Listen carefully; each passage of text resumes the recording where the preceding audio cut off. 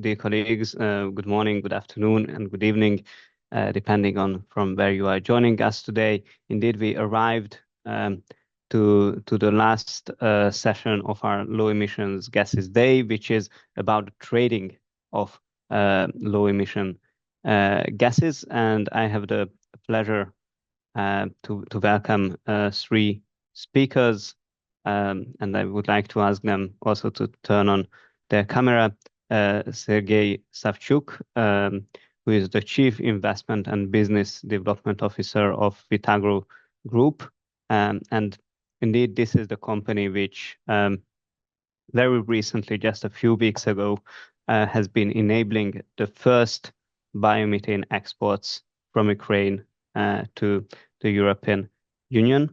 And we also have the pleasure to welcome our colleague from the European Commission, Maciej Ciesewski, who is the head of unit of the diversification strategy and joint purchasing at the European Commission. We have been working with Maciej on the gas crisis since day one, and I also just would like to say that I very much appreciate this dual track of the European Commission to looking at the current supply security issues and looking also ahead what is the next episode for the European energy and gas market, including how to enable in the future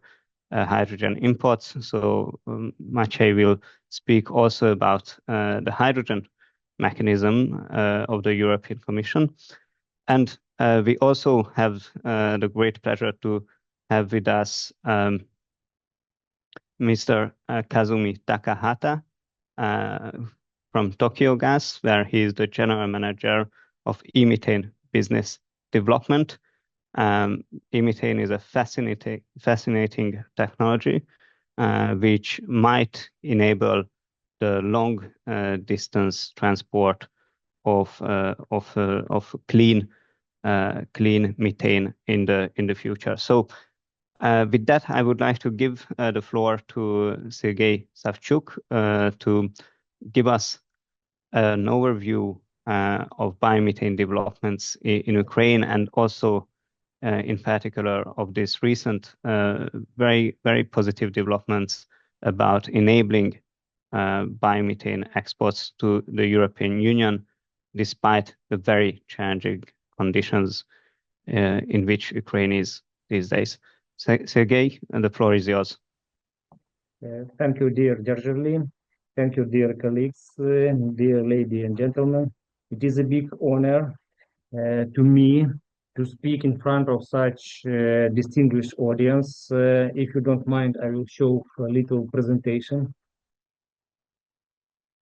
We are a Vitagro group of companies. It is the very big agricultural companies, agricultural holding, which is situated at Western Ukraine. We are at the 5 top the largest gardens of Ukraine, 5 top of the largest pig breeding companies in Ukraine, 10 top of the largest dairy and herd companies in Ukraine, and top 15 latifundists of Ukraine. Our land bank, agricultural land bank, equal to 90,000 hectares of arable lands. Next slide. Yes. Here you can see the structure of our company, which was founded from scratch 20 years ago. So far, apart from 90,000 hectares of arable lands, we have different facilities, processing facilities. We installed bioethanol plant during the war, solar power plants. We have company which work at construction roads and bridges, commercial and industrial facilities, 3 bricks factories, elevator business, seed and plant protection products factories, gardens, and oil extraction plant. Next slide, please. So first, we are first in Ukraine biomethane plant. Annual production of our biomethane plant is up to 30,000 megawatt hours. It is equal to 3 million cubic meters of biomethane annually, and we have co-product organic fertilizers, more than 70,000 tons annually. Our plant was commissioned at December 2023. We received ISCC certificate at February 2024. And from October the 1st, 2024, we start our injection to the gas storage. The start of exporting to the European Union was at February 7th this year. Our biomethane plant is at the Khmelnytsky region, next 40 kilometers from Khmelnytsky, next to the Poland and Romanian border. Next slide, please. Here you can see our team and the different stages of constructions. We started at May 2022, in 2 months after the war started at Ukraine. And at the left side, you can see our work. Next to the construction site, you can see the pigs farm. And on the right side, 2023, you can see how our completely finished biomethane plant is installed, how it looks today. As for the feedstocks, the type of stock, we have pig manure, 40,000 tons annual volume. We have cattle manure, 16,000 tons. We have chicken manure up to 15,000 tons, pig manure separated, wood face, and corn silage. All of our types of manure are certified, and now we use the manure from our own farms and from next to us farmers. Next slide, please.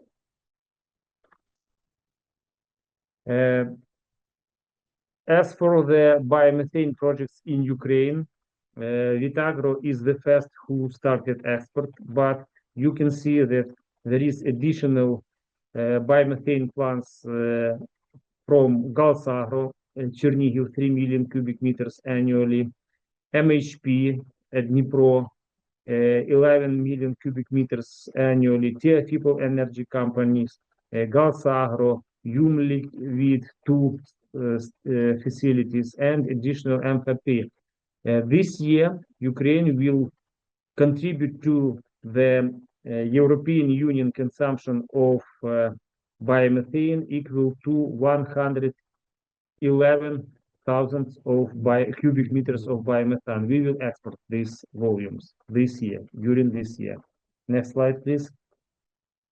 At this slide, we see that the potential of biomethane consumption at European Union is skyrocketed.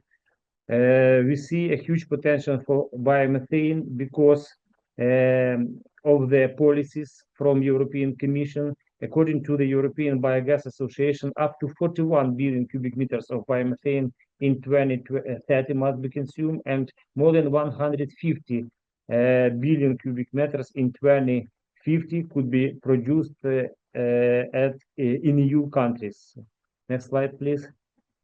In terms of perspectives of biomethane exports from Ukraine to the EU, realistic analysis of potential volume of biomethane export to the EU is 0.5 to 1 billion cubic meters at 2030. These calculations are done by Ukrainian Bioenergy Association and Green Deal Ukraine project. The predictions for 2050 is from 7 to 10 billion cubic meters from Ukraine. If you look at the numbers, the volume of exports from Ukraine comparing to total biomethane demand in the EU is up to 2.4% in 2030 and 6.6% in 2050. As a conclusion, maybe the phrase Europe's next biomethane powerhouse, which is the theme of my speech, is too much in relation to the role of Ukraine. But no matter what, Ukraine will definitely be an important part of European renewable gases mix. Next slide, please. So, in order for these numbers to become a reality, important changes have to be made on both sides, from Ukraine side and from EU side. First, simplified grid connection procedures in Ukraine, quality requirements and procedures aligned with the EU standards, realistic sectoral development strategy. In EU side, Ukrainian imports integrated into the EU Union database, UDB, standardized quality and monitoring requirements for biomethane. Next slide. As for the strategy of Vitagro Group, of course, having a substantial feedstock basis, Vitagro is planning to participate in this market by developing our biomethane business using our experience and new knowledge which we received from 2024 till this time. As a big agricultural holding, we have multiple sources of feedstocks. It can be used for our next projects. At the moment, we are considering at least 2 new biomethane plants in Khmelnytsky and Rivne regions. They will have a capacity roughly similar to our operational plant. We are working closely with Ukrainian and international companies and banks in terms of future partnerships in these projects. And we hope that after today's presentation in front of such distinguished audience, we will have additional requests from potential partners from European Union with whom we can collaborate either in biomethane export or in partnership of financing of our new biomethane projects. If we will work together, the potential quantity of our biomethane plants in nearest 5 years would be fivefold or even tenfold. Thank you very much for your attention, and thank you, European Union, for helping Ukraine at such projects with finance and with consuming of our biomethane. Yes, Sergey, thank you very much for this wonderful presentation and also showing us that how these projects are being developed in real time. This is really encouraging to see, and it also clearly shows the potential for more cooperation in that space. And also maybe just to add something which is very obvious, but it is good to highlight when we speak about biomethane is that the infrastructure is readily available in both sides in terms of gas transportation. So it is a quick win from that perspective. Now we would like to move to Maciej Czysewski, who will present the European Union's new mechanisms related to low emissions and low carbon hydrogen. Maciej, the floor is yours. Thank you, Gary. I hope all works well and you hear me well. Good afternoon, good morning to everyone. Gary, thanks a lot for a very good introduction that you made. You say the Commission approaching it in a dual way, so approaching natural gas, continuing working on natural gas, but also on hydrogen. And that's exactly what I would like to present to you today, is our approach to supporting the market creation for hydrogen, which is not at the expense of natural gas, because we will continue using natural gas, hydrogen, and biomethane, which was mentioned just before. Happy to, on another occasion, also speak about biomethane. But today we focus on our upcoming mechanism to support the market for hydrogen. We have prepared, together with my colleague Clément Gerthoffert, who's leading this project in my team, a short presentation, 4 or 5 slides, and happy to address some questions. So first, we do not intend to replace the market, but at the current stage of the development of the hydrogen market, renewable hydrogen and low carbon, we believe there is a strong case to actually support the trading, support the market creation. And this is why, as the Commission, we are coming with this mechanism. But first, the context. You have mentioned our work during the energy crisis, and indeed, that was the first time where we have developed a demand aggregation joint purchasing mechanism. This crisis mechanism was for natural gas. We have managed to connect and interest 185 companies on our demand aggregation matching platform. Since then, we have received a strong political mandate from EU member states and from the European Parliament to continue working on similar mechanisms, but for other energy vectors. And here, as you see, we plan a delivery of 3 separate mechanisms, one for hydrogen and derivatives. I will say a bit more in a second about this mechanism, but we are also using the approach of bringing collective weight of the European Union and of the companies operating in the European Union for critical raw materials and connecting them with the international suppliers. Last but not least, we also have a legal mandate, and we will be preparing, we are developing already, a mechanism for gases, which will cover natural gas and biomethane. At least this is what we have in the legal basis. So there's more to come, but today we focus on the first pillar, which is hydrogen and derivatives. So first, the challenges. Just to remind all of us, I mean, you've been having a number of sessions already, so I think this will not come as a surprise. When we look at the hydrogen market in the European Union, we see a number of challenges that need solving. And it's the accumulation of all these challenges which is the problem. If it was only one of them or 2 of them, I think the market would be delivering a bit faster, but it's the chicken and egg problem which we are experiencing. So first, there's a lot of uncertainties about the future of the hydrogen market, about the consumption, about the production volumes, about prices, of course. This leads to the issue of offtake. We have discussed with the suppliers who say, we do not see where will be the offtake, or the offtake is non-binding. We would like to have more visibility on that. In addition, all these uncertainties are, of course, leading to problems in finalizing investment decisions for projects. We have seen a wave of delays of projects, and we see that this is really putting a question mark on the future development of the hydrogen market and its derivatives.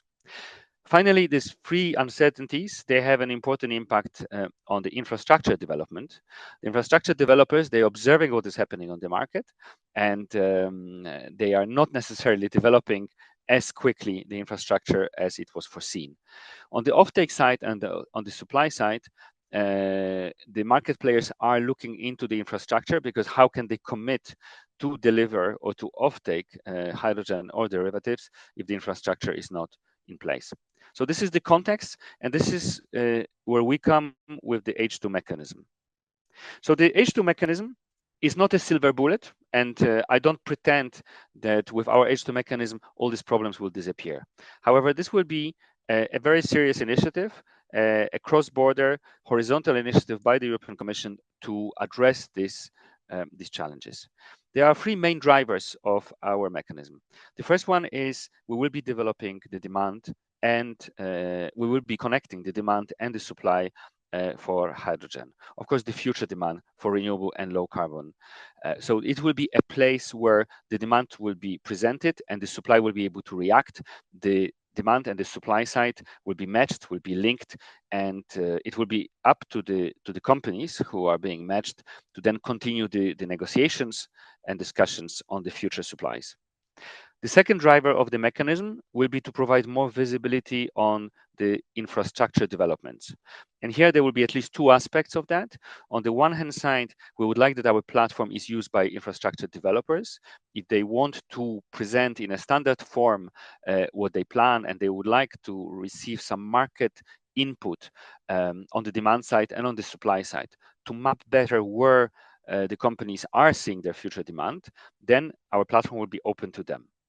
At the same time, the results of the infrastructure need mapping will also feed into other processes which are already supporting and financing infrastructure, such as the European funds. So we'd like to feed this information that we receive from the market into the ongoing projects where infrastructure for hydrogen is already supported. The third driver of the mechanism is, of course, linking it with financial support and with financial institutions. I will not surprise you when I say that the money is a problem at this stage of the market development for renewable and low carbon hydrogen. We are not immediately coming, at least in the first stage, with the financing. However, we will have a number of financial institutions working with us who will be able to display their products on our platform, and the undertakings that will be matched on the demand side, on the supply side, other undertakings, they will be able to connect through our platform with the financial institutions. Before I move ahead, just 2-3 more points for those who are listening and who are less familiar with our mechanism so far.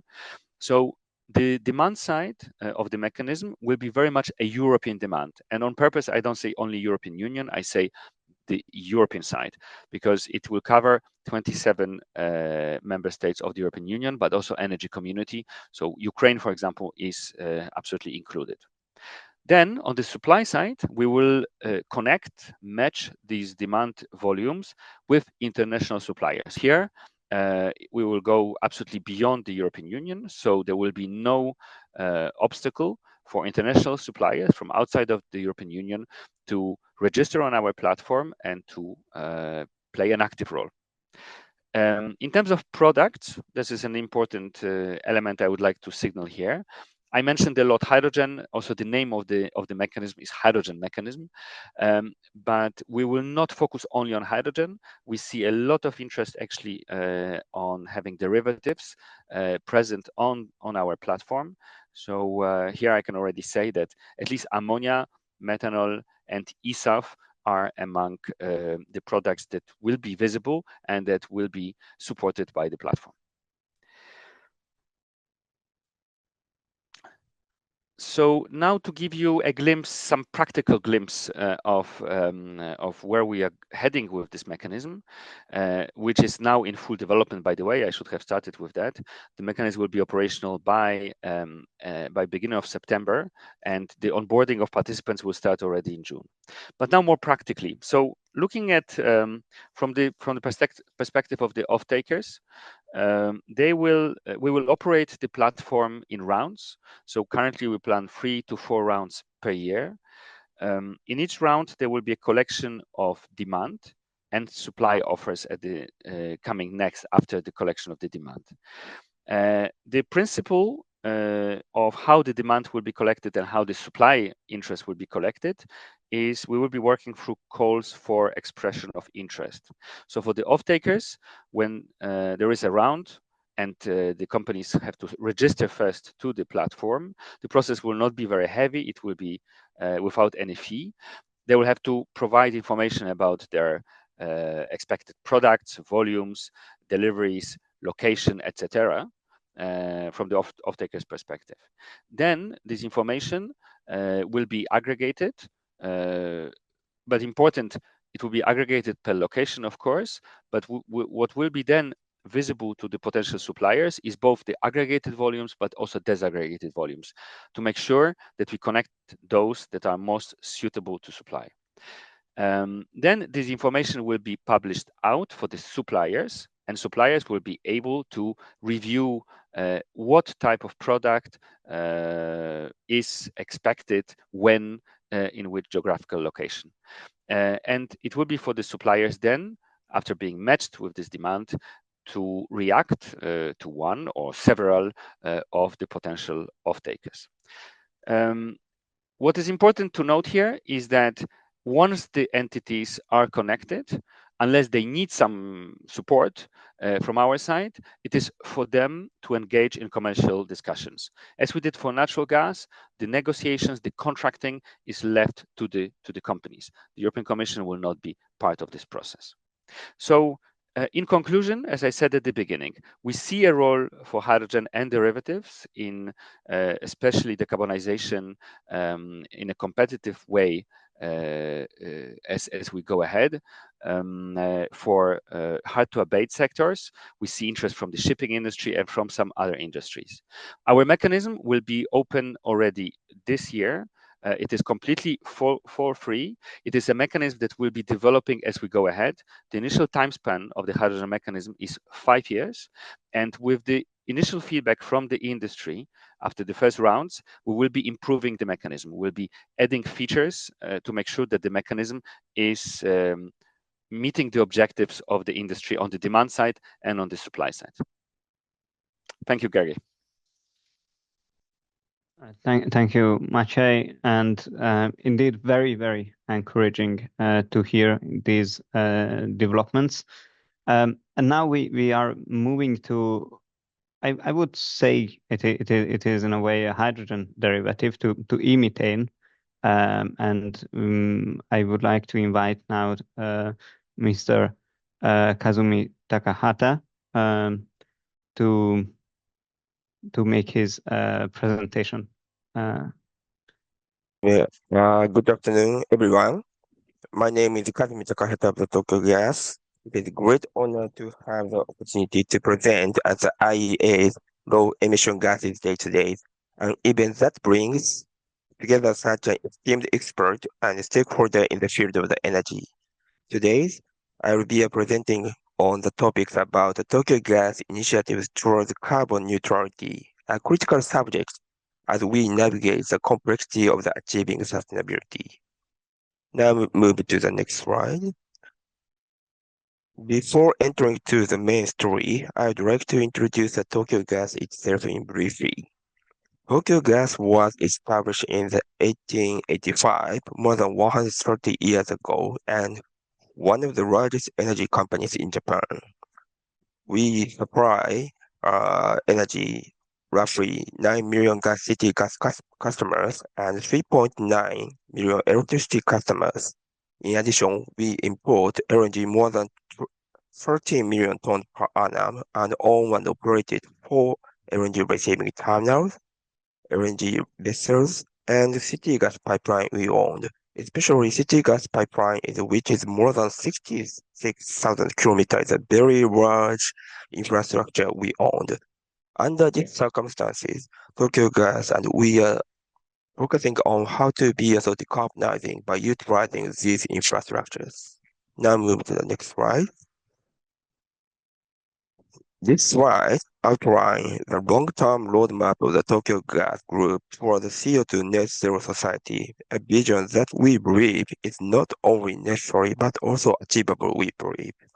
In November 2019, Tokyo Gas made a groundbreaking declaration as the first private company committing to strive toward the CO2 net zero by the 2020 fiscal year of the 2050. Furthermore, in the fiscal year of the 2023, we announced comprehensive carbon neutral roadmap detailing a specific milestone for the 2030 and 2050 as is right now illustrated. In order to achieve CO2 net zero, there is a various strategy and an array of innovative technology that we can utilize.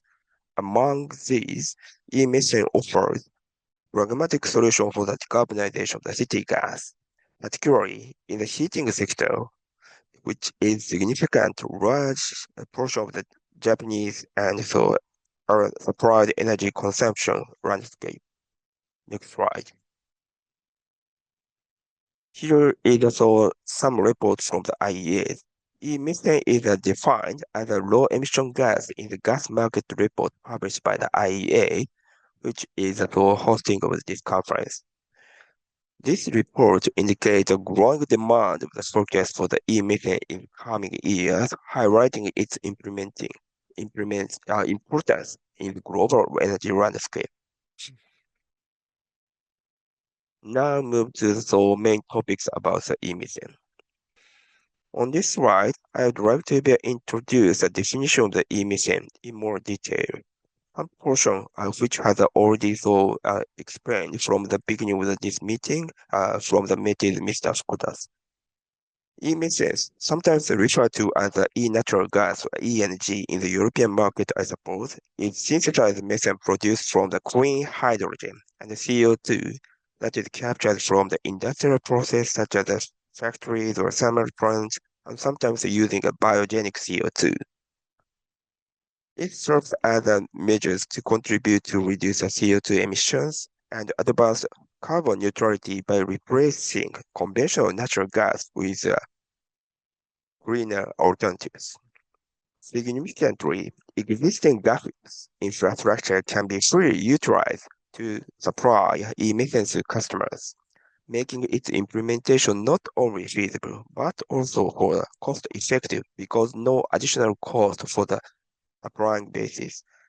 Therefore, we recognize e-methane as the most pragmatic solution to transition decarbonization for the gases energy. Now move to the next slide. Now let me explain why Tokyo Gas adapting or adapting or deploying e-methane as a strategic initiative. E-methane itself play a crucial role in our effort towards achieving carbon neutrality. While there are multiple hydrogen carriers available, e-methane stands out as the most pragmatic approach for decarbonization gases energy. Main feature and advantage of the e-methane include the following. It facilitates the decarbonization of the thermal energy, which accounts for the approximately 6% of the industrial commercial consumed energy in Japan or Tokyo gas area. It's a vital aspect of our energy strategy. By utilizing the existing gas infrastructure, we save enormous additional costs that would otherwise be incurred through replacement or modification of the energy systems.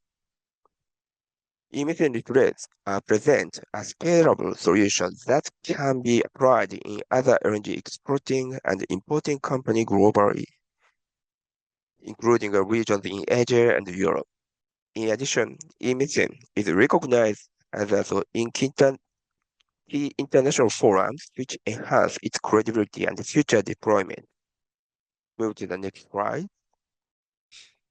Regarding the decarbonization of the gases energy, it is essential that we align our initiative with the demand and needs of our end users. It is very important.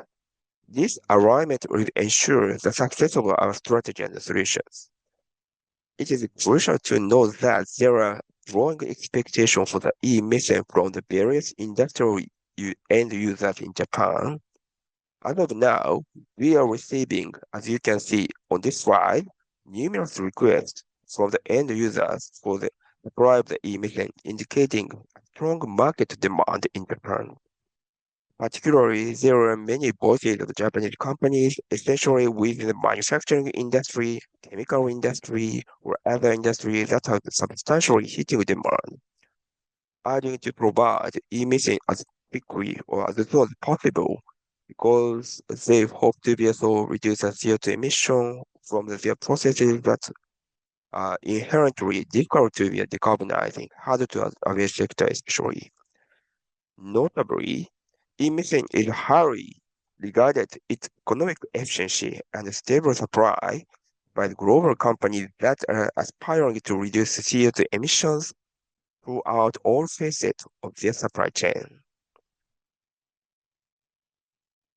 E-methane initiatives are gradually expanding across the globe, with an increased number of the players beginning to consider large-scale e-methane production primarily in the United States, Australia, Southeast Asia, and Malaysia. In addition to export to Japan, discussions have commenced regarding the potential export to Asian market or European market as well. We heard as a strategy to meet the local demand, reflecting the growing recognition of the e-methane values. As will be illustrated in the next slide, Tokyo Gas is spearheading effort to establishing the world's first global supply chain for the e-methane alongside the partners, including a flagship project in the United States, as well as an initiative in the Malaysia, Australia, and the Middle East as of now.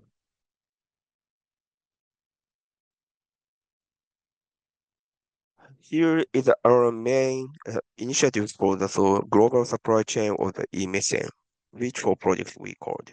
We, Tokyo Gas, in collaboration with the Mitsubishi Corporation, Hofo Gas, and the US-based Sempra infrastructure, are advancing the very large e-methane project near the Cameron Energy facilities located in the United States, where they have the abundant renewable energy, hydrogen resources, and CO2 sources, CO2 pipeline as well. This innovative project aims to import emission to Japan by the fiscal year of the 2030 to achieve the decarbonization of the city gas demand for Tokyo Gas and Tofo Gas in Japan. We are pursuing this project as a flagship initiative in the Japanese gas industry for the e-methane, setting a precedent for the future projects. In order to be realized, there is some need or key step toward the acceleration of the commercialization of the e-methane. In fact, there is some hurdle to overcome in order to realize global e-methane supply chain. In particular, we would like to emphasize the mutual cooperation between the company and the government. With the METI, so METI has already started to be a public and a private committee for the e-methane for several years, and to have the work on the defining the CO2 counting rule in the domestic and international rules for the several years. On top of that, at the beginning of this meeting, so Mr. Fukuda mentioned that we also recognize it is important to establish a supporting mechanism to make a project economically viable. That is also communicated with the METI. On top of that, some certification mechanism to deliver the environmental value of the e-methane to the consumer is very important. Tokyo Gas is working with many stakeholders, both government and private companies, to help resolve these issues. In the face of such challenges, we are advancing global alliances that aim to enhance the introduction of the deployment of the e-methane fuel. One such initiative is the establishment of the e-natural gas or ENG coalition, an international alliance formed by the 8 international companies that share the goal of promoting the deployment of the e-methane at the beginning. Some company has already after establishing e-natural gas, and recently on the January 7th, we announced the joining of the several renowned foreign companies, including the Shell, Kogas, and the Japanese companies such as the IHI and K-Line. This initiative is growing day by day and hope to be more appealing and to the e-methane in future. Moving forward, we intend to be a framework to raise the awareness of the e-methane on a global scale while engaging with the European and Asian US players to promote the advocacy and contribute to the establishment of the essential rule and deployment of the e-methane itself. Now move to the next slide. This slide briefly presents the current consideration or also initiative regarding the introduction of the e-methane in Japan, highlighting our commitment to this initiative. As illustrated on this slide, so our initiatives are actively ongoing in various regions of Japan concerning the adoption or deployment of the e-methane. Clear reflection of the expectation placed upon us to decarbonization of the thermal energy sector of customers. At our technology development phase, so we have already incorporated with the e-methane manufacturing test plant in the Yokohama Research Park of the Tokyo Gas. In addition, this testing plant we are progressing with a collaborate with the local government in Yokohama City to secure the CO2 coming from the facility of the Yokohama cities. On top of that, we are collaboration with a testing plant with the cement companies and now consideration to commercialize the e-methane leveraging renewable power such as the hydropower and the CO2 source from the paper mill are also underway. Those kind of the deployment of the e-methane social implementation is accelerating right now. Now move to the next slide. This slide presents our domestic e-methane initiative in the collaboration with the Oji paper, Tomakomai, Hokkaido, located in the northern part of Japan, which is announced last May 2024. One challenge for the domestic projects is securing feedstock is needed, such as renewable power and hydrogen. However, this initiative is noteworthy as it efficiently utilizes the surplus of the hydropower already owned and possessed by the old people. Furthermore, it employs the black liquor, a raw material generated from the pulp manufacturing processes, such as a biogenic CO2, making it a social viable and implementable local production and consumption project. Now I move to the next slide. Tokyo Gas is also engaged in developing advanced technologies that contribute to the cost reduction of the e-methane itself. One of our activity is as illustrated in the hybrid sabatier. This hybrid sabatier methanation process effectively utilizes the waste heat which is coming from the sabatier reaction of the methanation using for the hydrogen production through the water electrolysis. This approach is not only enhanced efficiently, roughly from the 50% to the potentially 80% of the highly conversion factor of the e-methane, but also announcing the expectation for the device downsizing and overall cost reduction. And this R&D supported by the Japanese government called Green Innovation Funding. The principle has already validated through the early stage testing and implementation. And now we are currently evaluating verification and development for design aimed at the pilot implementation for early 2030. Our initiative for decarbonization gases energy extends beyond the e-methane and hydrogen alone. This is another topic for today's meeting, so we are also entering to the RNG business as well. Similar to the e-methane, we are focusing on our effort, the development of the overseas RNG, also procuring overseas RNG as a viable measure to achieve the gases decarbonization on or before 2030. That will be also leveraging existing infrastructure to facilitate this vital transition like e-methane.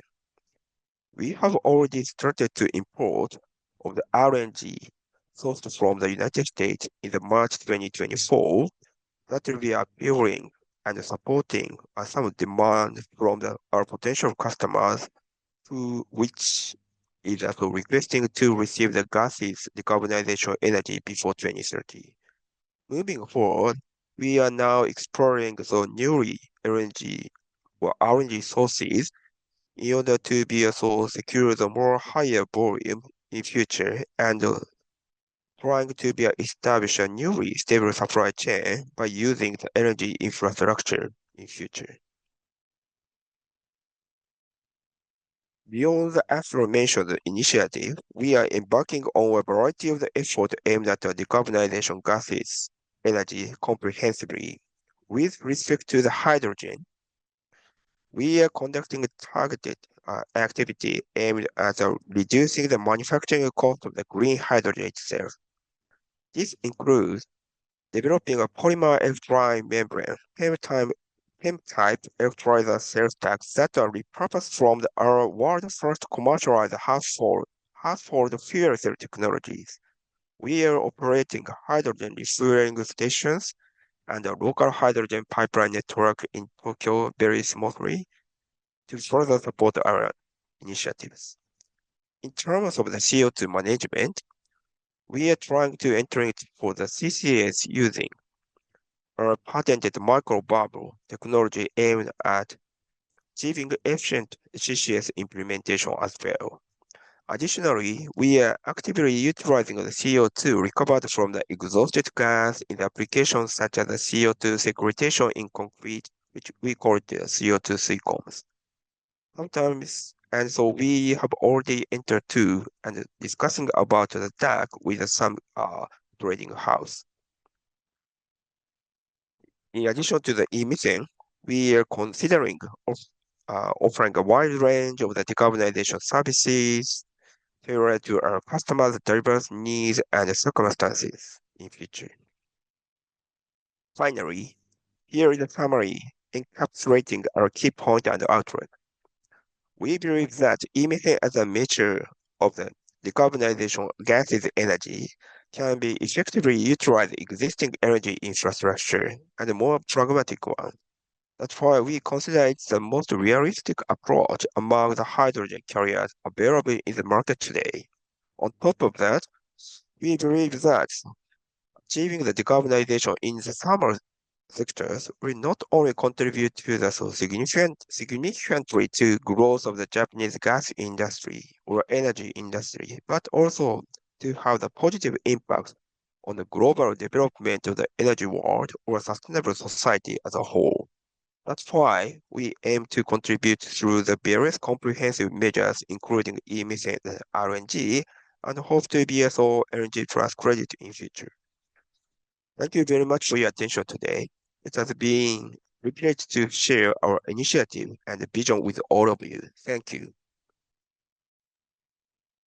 Dear Kazumi, many thanks for this indeed fascinating presentation on the prospects of e-methane, and really good to see the leading role played by Tokyo Gas in advancing those projects together with international partners. I have to say that we have seen also a growing interest around e-methane in certain European countries, including in Finland, but also in France and Germany. So there is certainly more space for international cooperation along the e-methane value chain. Now, in the remaining time, I would like to ask a couple of questions which came up in the Q&A. And maybe first, please allow me to turn back to Sergey. There had been one question regarding a quite specific question, which was related to the certification of feedstock. Sergey, may I ask you to comment on that question? Yes, of course, dear Geraldine. We are ISCC certified since February 2024, which ensures recognition of biomethane in the EU. So, having this ISCC certificate, we can receive additional premium in addition to the market price of natural gas, because price for biomethane consists of two parts. One part is natural gas price, and additional part is premium, because it is biomethane, but it must be certificated by ISCC certificate. Thank you very much. And maybe now there's one question I would like to ask from Maciej, and this is related to the role of the hydrogen mechanism in relation to derivatives. You already touched upon that during your presentation, but it would be interesting if you could elaborate on that, and also just because we have been discussing this, would it be e-methane or eventually liquefied e-methane considered as a hydrogen derivative in under the mechanism? Thank you, Gary. Good point. So just to repeat, we are in the first round, so in the first year of the operation of the mechanism, we focus on hydrogen, methanol, ammonia, eSAF potentially. But as I said, the mechanism will be developing as we go ahead, and the mechanics of the system, this magic that I described, is absolutely fit also for other vectors.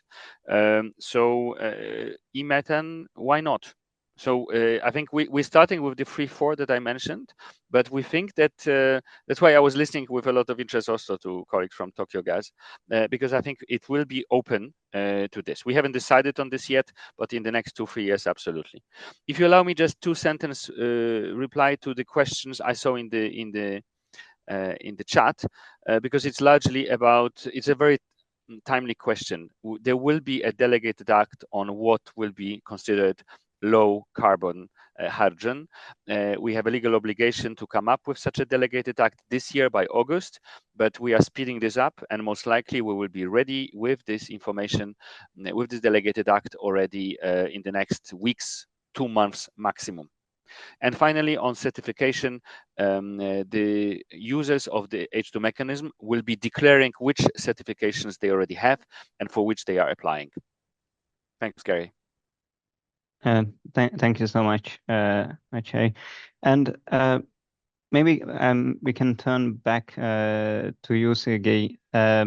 Just when you look at the biomethane developments over the medium term, how do you see this developing both in Ukraine and in the European Union in terms of market potential? If you could share your thoughts on that. We hope that the European Union will reach their goals, which was set by the European Commission at 2030 to consume 35 billion cubic meters of biomethane. And maybe you will give us some comments about the potential of European Union, whether these aims would be reached. But if in case the policy of European Union would not be changed, Ukraine will give minimum 1 billion cubic meters of biomethane to the European Union market, and it will be during 5 to 10 years. It depends on the war, when we will finish the war. It depends how our other companies which install biomethane projects will export biomethane. It depends on the price and premiums for natural gas, and it depends of the money which will be invested from European partners to Ukrainian market in collaboration with Ukrainian anchor companies. Thank you so much, Sergey. And just coming back or jumping to e-methane, Kazumi, Japan just released a few days ago the strategic energy plan, and I would be grateful if you could share your views on how the future role of e-methane is perceived, and also if you could maybe complement how e-methane will live together with other low emission gases such as hydrogen or biomethane in the Japanese market. Thank you very much for your excellent question. As you mentioned that, so Japanese government has already announced last few days before a 7th strategic energy plan. On that document, e-methane has also stipulated as an offshore as a low emission or decarbonization gas in future. As a Tokyo Gas or gas industry believes that there will be also more pragmatic measures to be decarbonized in and around 2030. On top of that, in the seventh strategic energy plan, that will be on top of the e-methane, RNG or biomethane is also stipulated in offshore. We believe that harmonization with the biomethane and e-methane is very important to pragmatic and actual transformed from the existing gases industry or fossil fuel to the decarbonized in future. In addition, e-methane and RNG is very easy to be transformed from the LNG or also harmonized with LNG. That will be also providing the energy security of a stable supply to the energy from the imported energy as in Japan. That is also a very important point. In terms of the hydrogen, of course, there will be also very big potential in case more technological advancement will be realized. That's why we, Tokyo Gas, as a Japanese company, are still seeking to be a potential opportunity to be a hydrogen there as well. That's a quick comment and answer from myself. Thank you so much, Kazumi, for sharing these insights. And we are approaching the end of our low emission gases day. So I would like to thank you very much, all our panelists for their time, for their insights, and also Kazumi. I know that this is very, very late in Tokyo, so thank you very much for joining us. It was indeed a pleasure to hear your views and to have your insights. I also would like to note that at the International Energy Agency, we continue to very closely follow the development of around low emission gases. This is part of our quarterly gas report, which includes now a regular section on the short-term developments related to low emission gases. We will also publish in May Northwest European Hydrogen Monitor ahead of the World Hydrogen Summit, which will be held in Rotterdam. And we will also have our Global Hydrogen Review, which is usually published in Q4 of the year. And also in terms of biogas and biomethane, this year we are planning to publish Biogases Outlook, which will give a longer-term view around the market developments in biogas and biomethane. We would like also to thank you, all the attendees, for their time and for their questions, comments. And also, please feel to reach out if you have any further comments or questions related to these topics around low emission gases. Thank you very much for your kind attention and wishing you a good weekend ahead. Thank you. Thank you very much. Thank you. Bye-bye. Thank you. Bye. Bye. Bye-bye.